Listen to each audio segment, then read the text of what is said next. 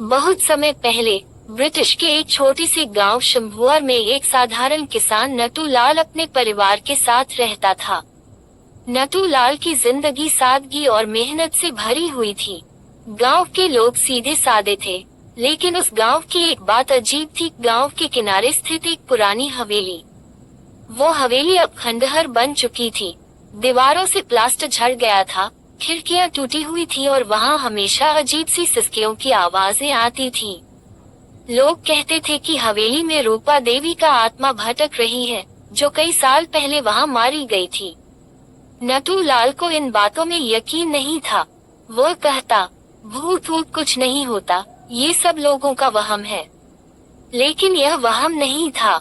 गांव के बूढ़े बाबा ने एक बार कहा, रानी देवी को उसके पति ने जिंदा जला दिया था, क्योंकि वह उससे झगड़ती थी। उस रात जब हवेली में आग लगी, किसी ने मदद नहीं की। रूपा की चीखें हवेली की दीवारों में कैद हो गईं। उस दिन के बाद से जो भी रात को हवेली के पास गया वापस नहीं लौटा। कुछ बच्चों ने वहां जाकर देखा था कि एक सफेद साड़ी में औरत रोती रहती है, और जब कोई पास जाता है तो वह अचानक गायब हो जाती है।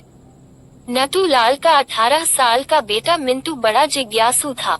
उसने तय किया कि वह रात को हवेली जाकर सच का पता लगाएगा। गांव वालों ने बहुत मना किया, लेकिन मिंटू नहीं माना।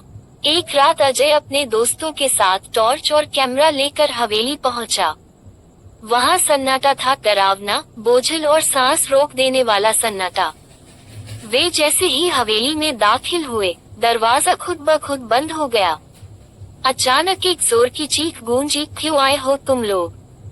दीवार पर खून से लिखा था, मैं अब भी यहाँ हूँ। मिंटू के दोस्तों ने दौड़ लगाने की कोशिश की, लेकिन कोई भी बाहर नहीं जा सका।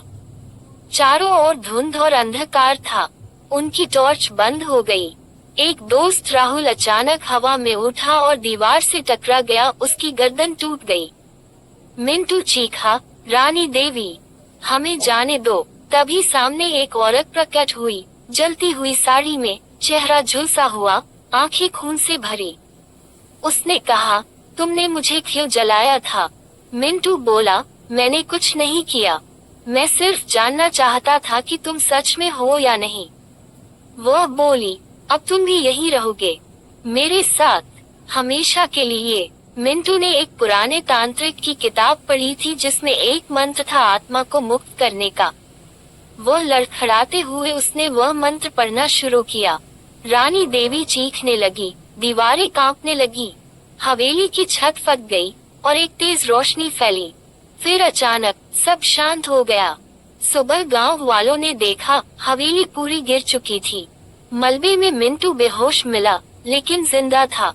उसके बाकी दोस्त नहीं बचे।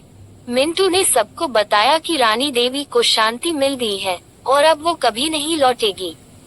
लेकिन आज भी जब रात गहराती है और हवेली के खंडहर के पास कोई जाता है, एक कहानी अच्छी लगी तो प्यारे बच्चों सब्सक्राइब करना ना भूलें, क्योंकि आपके लिए ऐसी ही कहानी लाता रहूंगा।